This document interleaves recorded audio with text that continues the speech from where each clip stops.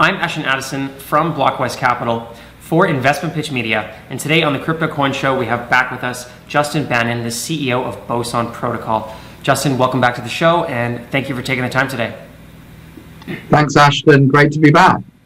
Likewise, there's been humongous updates in the metaverse, decentralized commerce, which your team is pioneering some great solutions, moving us into the next version of what will be the Amazon of Web3 and how will we do commerce in the digital metaverse. I'm excited to hear not just what your team's been up to since our last conversation, but your prospects on what decentralized commerce will look like when everyone in the world is starting to use it. So let's just start off our conversation from those who haven't seen the former videos and aren't familiar with Boson on what is your team working on primarily and driving into the blockchain and commerce space, and then we'll dive into all of the updates. Sure. So Boson is what we call a decentralized protocol. It's a piece of software that runs on a blockchain and sits between a buyer and a seller, enabling the sale of physical things without intermediaries and without having to trust the seller. So if you imagine the role that Amazon and eBay and Alibaba perform within the market of, okay, here's a seller, I don't trust that seller, how do I get the physical item, get paid, handle disputes? Boson does that with just code. And so in doing that, it sort of, transforms how we do commerce. And also, the process is that, a seller will make an offer for an item as they might on eBay or Amazon, and then if the buyer likes what they see, the buyer will commit some funds, and those funds will get locked up within our smart contract, and the buyer will receive what we call a redeemable NFT.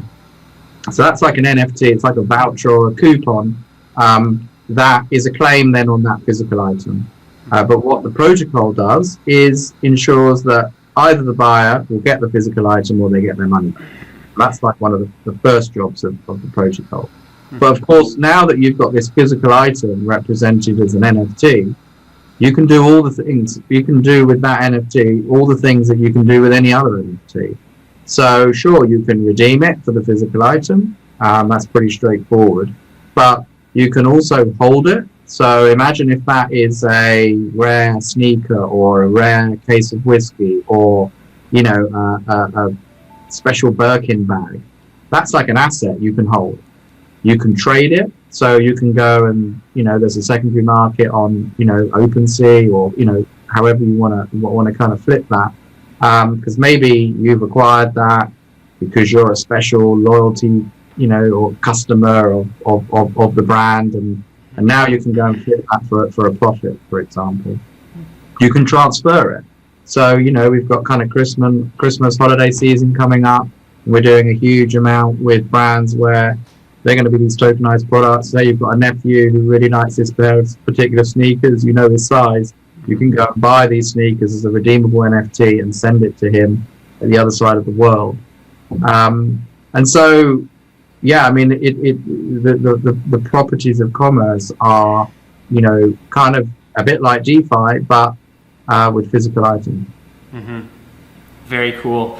And looking back at the Web2 boom, Amazon was one of the, if not the biggest company to come out of Web2, really revolutionizing commerce. And when we look at decentralization, how can we improve what's already so good? So many people rely on Amazon for getting things fast or getting things cheap. And of course, you are relying on a centralized party to provide those services, but many do. When I look at a lot of startups in Web3, often the founders are looking at, how can we make something not just marginally better, but 10x better? How do you see Boson and decentralized commerce as a whole, improving drastically from the commerce that we see in Web2? Well, we're looking at what we kind of call a phase change, a complete transformation of how we do commerce. So if you think, when I was doing like my early in my life, when I was sort of doing my first sort of exams at school and stuff, if I needed to find out, I needed the answer to some questions, I used to have to kind of get the bus to the library, go and flick through and pull a book, and there I find out what, now everyone just kind of Googles, there it is, download a file, and exchanges. And so, you've got, with the internet, the vast majority of the world's information stored online in a common format that can be retrieved immediately, happens to be retrieved mostly using a protocol called TCP/IP for data transfer. Well, commerce is still in that kind of library state, really, right? You've got lots of products in shops, lots of products in siloed marketplaces, and I have to kind of go and do searches and retrieve. And what happens if all the world's physical assets and products and services are all tokenized into a common standard where you can just search them, and then you can just go and do that exchange just using software that's not taking 25-30%, software that's taking 0.5% baked in forever, right? It's like a file transfer. That is a profound economic change, and that's the reason why Boson Protocol has been given World Economic Forum technology pioneer status for our potential to transform commerce globally. We're also doing a whole load of research with people like Professor Jason Potts, who's like the #1 blockchain economics professor, where we're doing research on, because, this fundamentally changes the kind of commerce economy. Incredible. And you mentioned at the beginning about redeeming physical items and being able to transfer them to someone in another country. However, I'm also seeing a major trend in digital items that remain in the digital space inside of the metaverse and all of the different metaverses that are popping up. I've seen with Boson Protocol a lot of partnerships come out with different companies working on different items in the metaverse, and I'm curious on how you see that balance between the commerce that we see in real life, digitizing that and decentralizing that, and then the commerce that's actually happening in the metaverse and sort of staying digital.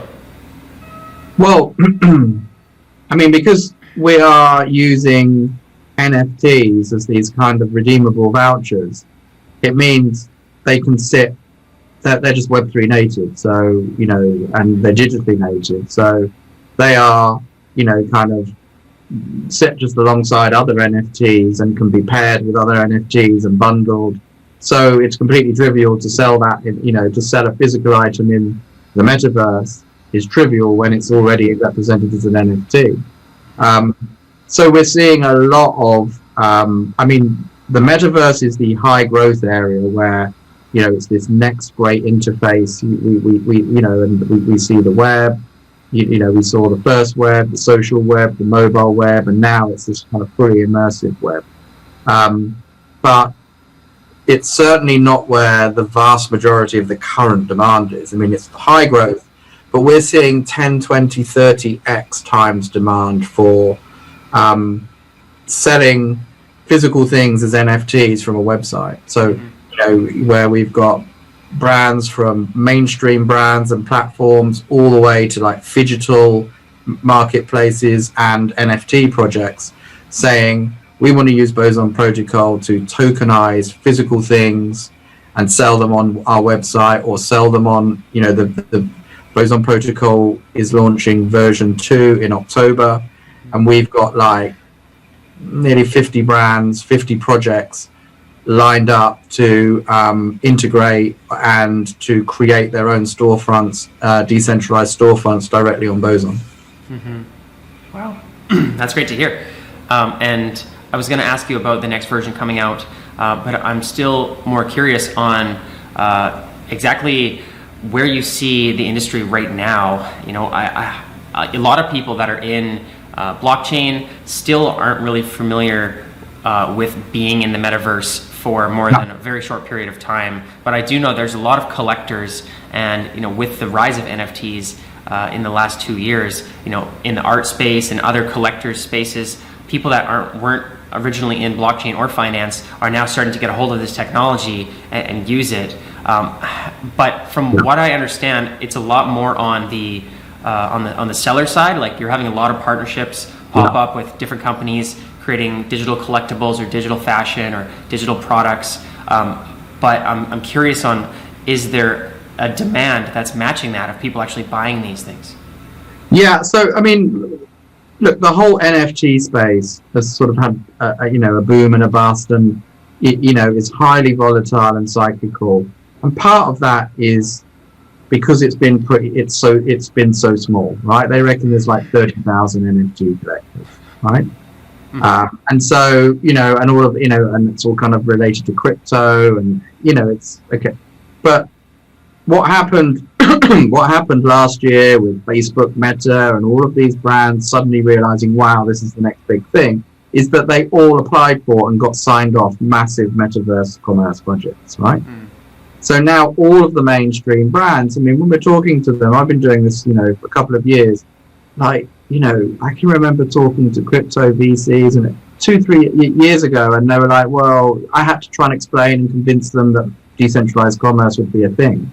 Now we've got global multinationals that we're partnering with, and I'm doing a masterclass for like 800 executives, one of the biggest multinational FMCG companies. I'm doing it next week, and it's not convince us that decentralized and Web3 commerce is a thing. It's what are the opportunities? How do we get involved? How can we do it?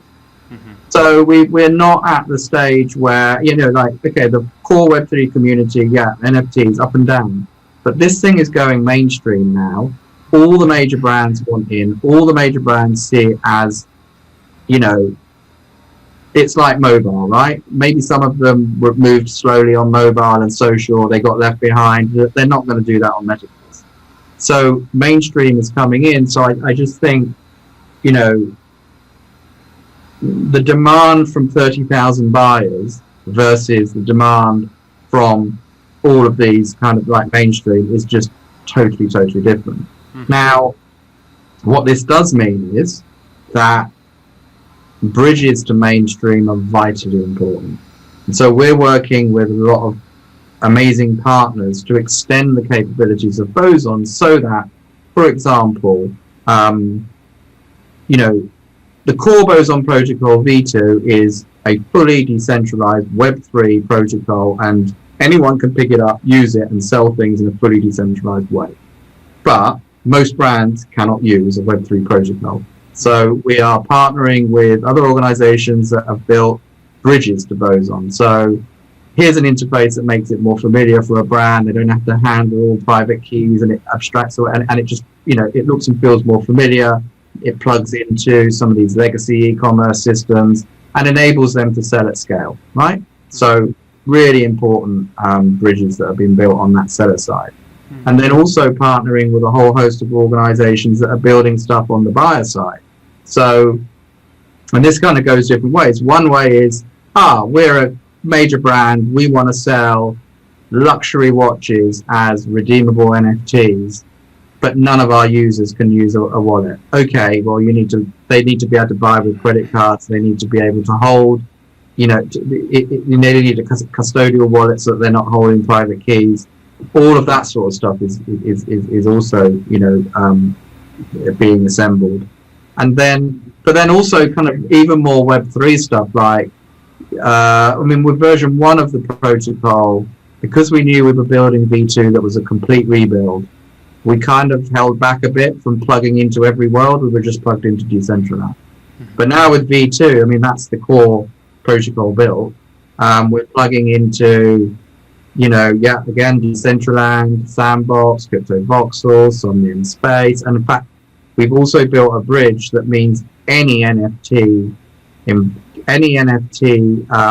of compatible environment, we can just plug in. So, it's like, building these bridges and connectors of like mass adoption is like the second part of having completely redesigned the core. I'm looking forward to seeing that version 2 coming out, and I will leave a link to the platform so people can follow along for those updates. Now, Justin, moving forward, we saw the explosion of NFTs and a great addition to the blockchain world from outside industries of artists and collectors sort of understanding this technology through the digital art part of NFTs. With the growth of decentralized commerce, what do you see as the upcoming narratives for what kind of assets or what kind of NFTs in what industries are going to be the next to fully realize that this is the future and these are the type of assets that they're going to be buying? Sure. So, I mean, as I mentioned, there are a couple of these things that you can do with Boson that are quite special, and so being able to transfer is one, right? So buying things that you want to gift to other people, Bitcoin and other cryptocurrencies are very closely aligned to, workers that want to transfer money home across border, or likewise, you can now with Boson protocol, you can sort of gift to transfer physical assets to people like you would a cryptocurrency. So that's like kind of one, and we're seeing a lot of that with, as I said, with this kind of whole kind of Christmas period coming up. But then also things that if you want to hold things, so expensive sneakers, expensive handbags. I mean, this is where it starts. All of the what Boson does is it's opening up a constellation of asset classes that and plugging them into DeFi, right? So all of those, whether it's sneakers, figurines, special, all of these collectibles, everything that has that kind of collectible, and putting it into this kind of common database, and then also things that are kind of tradable and flippable, and where creating almost like commodities markets for all of these different products. That's where we're seeing sort of masses of demand. But I mean, so I'll give you some specific examples. Like you've got a small whiskey distillery in Tasmania, for example, right? And it takes 12 years for that whiskey to mature. It's a really good use case to tokenize that as NFTs, and then people can hold. Maybe someone holds it for 5 years, and then they sell that, and then someone, and then this thing is like a bond that matures after 12. Boson, perfect for that. Luxury fashion. People have got used to spending thousands and thousands of dollars on digital wearables, designer digital wearables. People kind of expect, if you're going to buy the expensive watch in the metaverse, that you get it in real life as well. And so this tethering between, pretty soon all luxury items, if you buy the digital, you get the physical. You buy the physical, you get the digital. I mean, you think about it yourself, Ashton, if you were going to buy a really expensive watch and you had the choice, is it digital or physical? I mean, if you're existing in the metaverse a lot, it's great to have a really cool watch that someone can inspect the NFT and it's like, wow, this is like, he's actually got the physical as well. And Yeah. So these are the categories that are sort of leading. Very cool. Looking forward to, I feel like the growth of the metaverses themselves as well will sort of fuel the decentralized commerce. As more people get into the metaverses, there's gonna be more demand for items and for commerce, and then it will also fuel real world of people understanding, hey, I want a version of that digital to prove ownership digitally that I have this at my house, and people that are in the digital world can see that you own it in real life, sort of vice versa. Yeah, I mean, absolutely. I mean, the growth of these metaverses and then kind of like metaverse native commerce is, because of course you can slap a standard product, e-commerce flow onto a metaverse. But that's a kind of, it's a bit like in the early days of the web when travel agents would have a website that said, if you'd like to book your travel, come into the high street and we'll, book an appointment and we're coming, that's like V1. Now there are no travel agents in the high street, right? Yeah. And likewise, if you're in this environment, why would you bounce out to a website? You should be buying, and then you're able to transfer, it's a kind of in a completely Web3 native way. And so, those are the opportunities that brands are really seeing and that customers really enjoy. Well, It's a super fascinating space, Justin, and I can just imagine the market size, just looking at what Amazon is like right now and expanding that to likely even bigger than that. So the potential for this is huge. I'm looking forward to seeing this next version of Boson that's coming out. For the viewers that want to just learn more about decentralized commerce and these updates and check out Boson V1 and V2, what is the best way to learn more and to follow along with your team's updates? So we've just launched a new website, which is the same URL, bosonprotocol.io, and Twitter. I mean, we're releasing it's going to be like announcing 4 or 5 partnerships a week as of next week. So, wow. And Twitter has got all the other activities as well at Boson Protocol. And then, you can also find our Discord and Telegram channels at those locations as well. So, yeah, just follow us, and we welcome all new Boson orgs. Sounds great, Justin. I'll leave those links below as well. All the best on Boson V2 coming out very soon, and thank you for helping grow decentralized commerce into the future of us buying and selling and holding things. I'm really excited for what's to come. So let's definitely follow up in the near future. Would love to, and thanks for having me, Ashton.